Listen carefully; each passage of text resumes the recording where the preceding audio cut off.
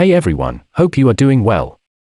Today we are going to look at the bad boys of rock and find out how they were prosecuted. This video has kindly been voiced by my friend Brad the Gitologist, and I'd like to thank him for a great job.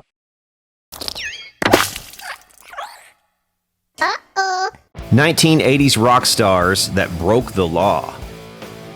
As declared by the band Poison in a 1988 hit, the 1980s were nothing but a good time. The whole decade was a period where rock ruled popular culture and the musical landscape.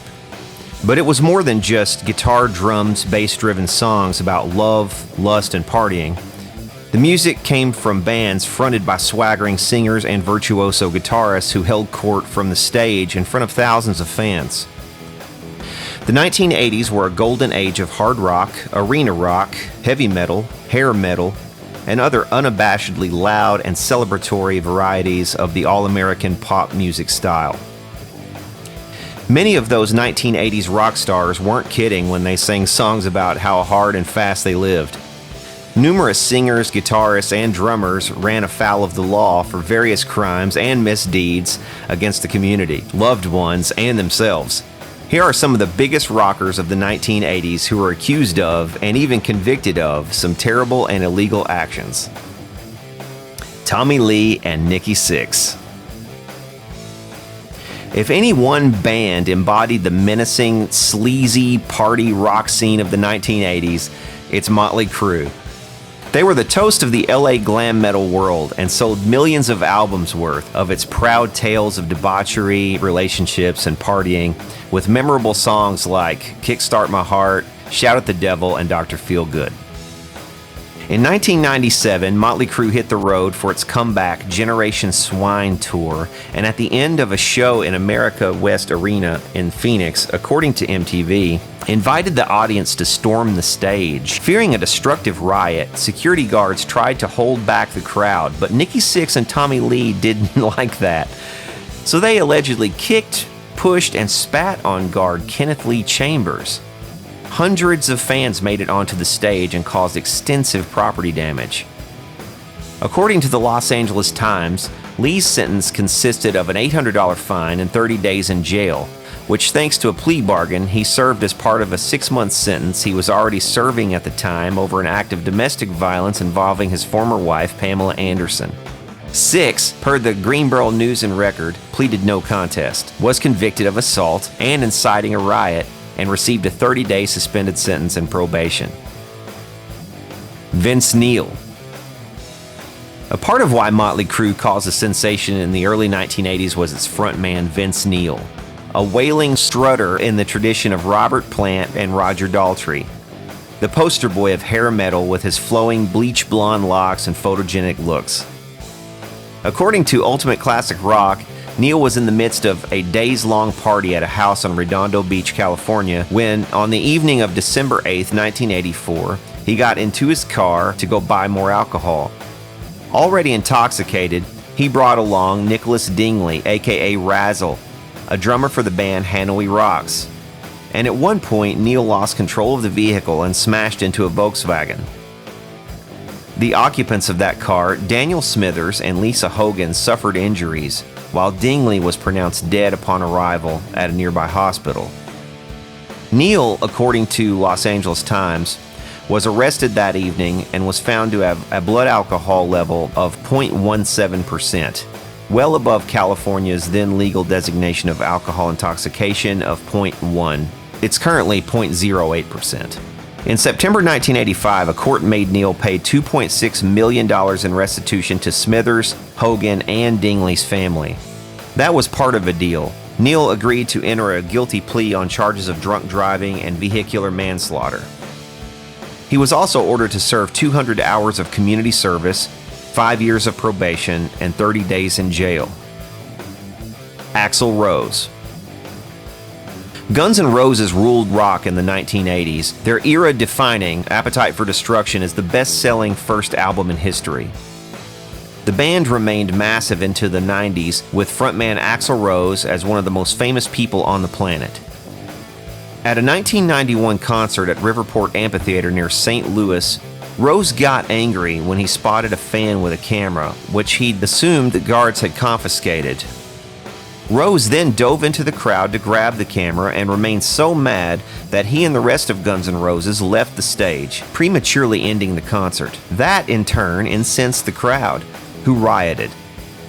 Authorities say that about 3,000 fans participated, which led to $200,000 worth of property damage and 60 injuries. Rose was arrested for inciting a riot and was found guilty of assault and causing property damage and sentenced to 2 years probation and made to donate $50,000 to charity. In 1998, Rose was arrested at Sky Harbor Airport in Phoenix after allegedly threatening a security guard. Rose was making his way through a Southwest Airlines bag check station, and according to a Phoenix police officer who spoke with MTV, Rose yelled, "I'll punch your lights out right here, right now," and also shook his fists. A publicist from Rose's record company later explained that Rose was worried the guard would break a fragile glass item in his suitcase. Rose was charged with disorderly conduct, posted bail, and was released from jail. Ozzy Osbourne. Ozzy Osbourne is one of rock's most legendary, longest-lasting, and controversial figures. He helped popularize metal in the 1970s as the lead singer of Black Sabbath before embarking on a very successful solo career in the 1980s, recording hard-charging anthems like Crazy Train and Bark at the Moon. All the while, the singer struggled mightily with substance abuse issues, according to Variety. Osbourne's popular 2000s reality show, The Osbournes, depicted him in a calm and stable marriage with his wife Sharon, a long way removed from the night in 1989 when the self-proclaimed Prince of Darkness tried to kill his spouse. As Sharon detailed in the documentary The 9 Lives of Ozzy Osbourne, Ozzy approached his wife in a dark and disoriented state one evening after she put their children to bed.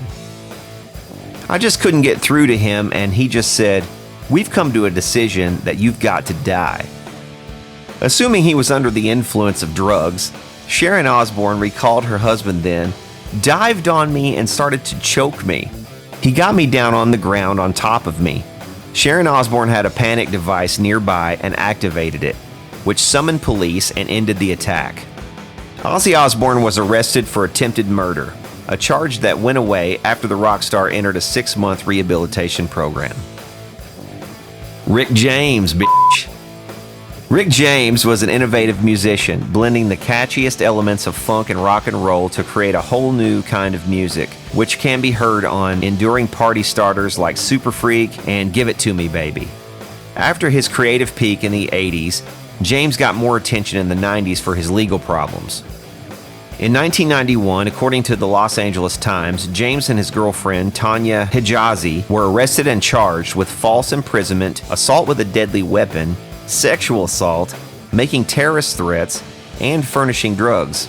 According to police, James and Hijazi met a woman at a party and invited her to stay at their home. Soon after she arrived, James allegedly brandished a gun and threatened to kill the woman if she tried to leave. Then, according to reports, James and Hijazi physically restrained the woman and burned her with a hot crack cocaine pipe around 20 times and forced her to perform sexual acts and smoke crack cocaine against her will. Upon release, the victim sought hospitalization, where medical staff called police. Free after posting bail and awaiting trial, James and Hijazi were arrested again in 1992 per the Los Angeles Times after a woman accused the couple of physically assaulting her in a West Hollywood hotel room. Acquitted on a torture charge from the first incident, James earned a 2-year prison sentence for the assaults. Richie Sambora. Bon Jovi was the band that took hard rock to the top of the charts. The New Jersey group mixed clean production, sing-along ready lyrics, and piercing metal-style guitar licks to become one of the biggest bands of the 80s, scoring #1 pop hits with You Give Love a Bad Name, Livin' on a Prayer, and Bad Medicine. The guy responsible for the guitar theatrics that complemented the emotive warbling of singer John Bon Jovi, guitarist Richie Sambora. Around 11 p.m. one night in March 2008, according to People, police in Laguna Beach, California pulled over Sambora's Hummer when they noticed it drifting through lanes. Police reported a strong alcohol smell on Sambora, and after administering field sobriety tests and a blood alcohol test, arrested the guitarist and charged him with driving under the influence.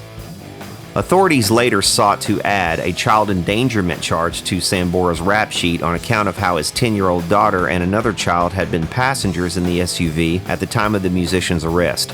According to Today, Sambora brokered a deal with prosecutors. He entered a no-contest plea to a misdemeanor count of drunk driving while other charges were dropped, and he earned a sentence of 3 years of probation and 3 months of alcohol awareness courses.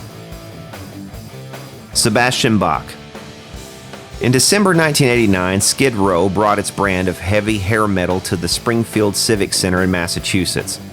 According to Mass Live, somebody in the crowd threw a drinking vessel at lead singer Sebastian Bach, although reports vary over whether it was a cup or a glass bottle. Bach, extremely startled by nearly being brained by a projectile, asked, "Who the fuck did that, man?" And then, "Was that you?" to a particular individual in the audience. Bach retaliated by forcefully throwing a bottle into the crowd, where it struck 17-year-old Elizabeth Myers, breaking her nose. Bach wasn't done. He jumped into the stands and kicked a man in the face in the process. After the show, police arrested Bach and charged him with 2 counts of assault and battery and 1 count of mayhem. Following a plea agreement, Bach received 2 years probation, had to pay a $16,000 fine, and worked out a payout with one of the victims. There was a large cash settlement, Bach later told the Hartford Courant. Around $500,000. Paying it basically wiped me out, Bach added. Yngwie Malmsteen. Hard rock in the 1980s was all about shredding. Who could play the guitar the fastest and with the most dexterity? Ranking up there with the likes of well-known American-launched Eddie Van Halen and Stevie Ray Vaughan, Swedish guitarist Yngwie Malmsteen played his instrument with the speed and energy of a classical pianist while fronting 80s metal bands like Steeler and Alcatraz. In August 1993, according to the Associated Press, then 30-year-old Malmsteen was arrested in Miami Shores, Florida, and charged with assault. Police arrived after receiving a call from Elaine Potter, who alleged that her 19-year-old daughter and Malmsteen's girlfriend, Amber Landon, was being held in the guitarist's home without her consent. When Potter tried to get Landon off the premises and return to the family home in Arizona, Malmsteen allegedly turned frighteningly aggressive and violent. He took out a shotgun and he took out a handgun, Potter reported. He said, "If you think you are taking her anywhere, you are not going, or you are going to find out how this gun works." After an hour-long standoff with police, Landon exited the home, followed by Malmsteen. The musician was booked and charged with aggravated assault with a deadly weapon. According to Guitar Site, the charges were eventually dropped and Malmsteen and Landon married. Phil Rudd. One of the loudest, heaviest, most unpretentious, straightforward rock and roll bands of all time, AC/DC emerged from Australia in the 1970s to become worldwide sensations in the 1980s, selling more than 50 million copies of its 1980 album, Back in Black. It's chock full of headbanging standards like the title track, Hell's Bells, and You Shook Me All Night Long. Providing the powerful rhythm for the majority of AC/DC's history, drummer Phil Rudd.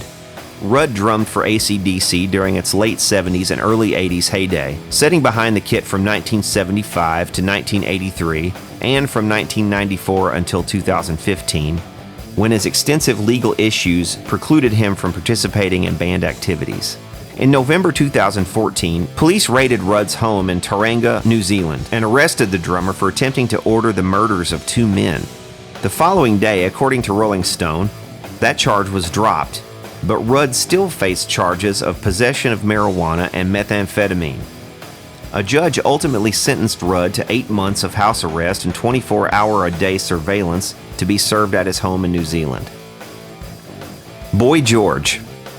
A style and music icon in the mid-1980s, Boy George sang anguished, sophisticated songs of love and heartbreak as the frontman for the British group Culture Club.